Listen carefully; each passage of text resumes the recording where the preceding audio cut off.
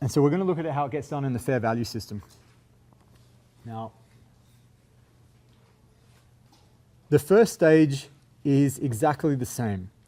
So present value, the cash flows for time 1 and time 2, we end up with 96,621. There we go, 1. Start of the year, debit investment in debentures, credit cash, 96.96. That's exactly the same. And that makes sense if you look at the slides. It doesn't matter, they don't talk about the different types of instruments at that point. It just says you do everything at fair value. What changes is subsequently. And what changes subsequently is we haven't set up one of those schedules, amortized liability amortization schedules. What we're looking at is repeating the present value process, but now 1 year on. So previously for this one, we were at time 0, time 1, 10,000, time 2, 110,000. We're now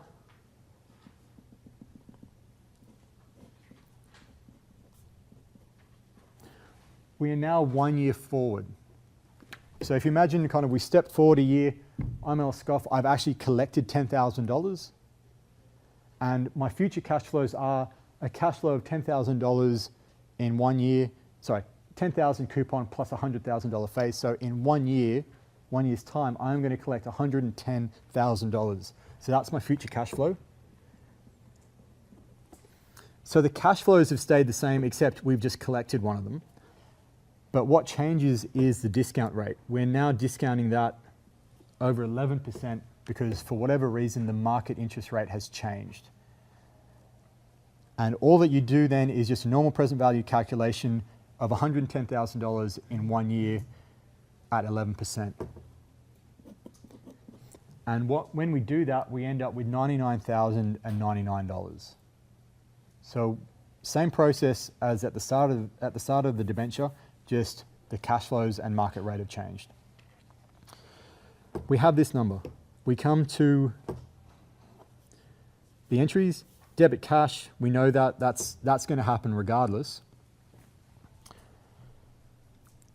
But what we know in this case, this is no longer the balancing item, this debit investment in debentures. This item is a calculated one, and it is based on going from a value of 96,621 to 99,99. And the difference between those two, it's been done right, which it looks like it has, is 2,478.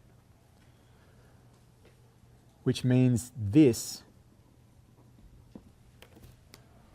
what we put through as a gain or loss, that is the balancing item.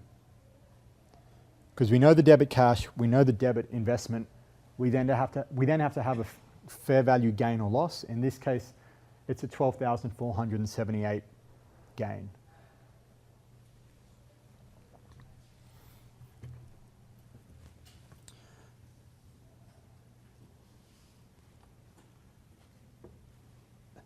To repeat the process,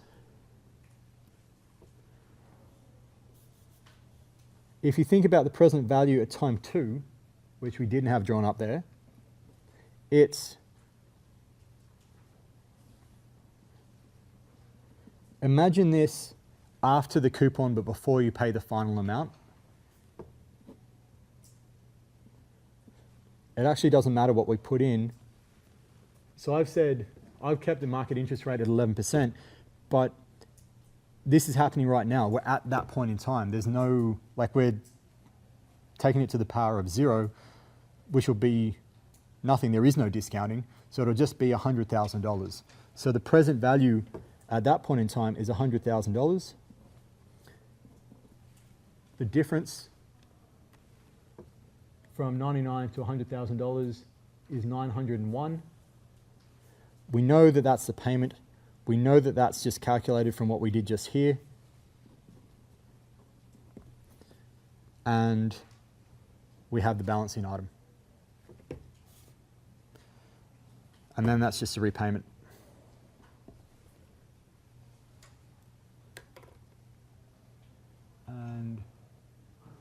what is done is, I'm just thinking 22, 23.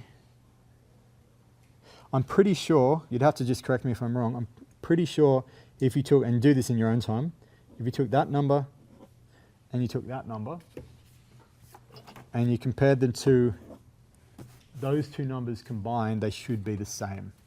You should end up, so regardless of which is fair value or historic cost, in the long term it will end up with the same total amount of revenue or expense. It's just how volatile it is in between.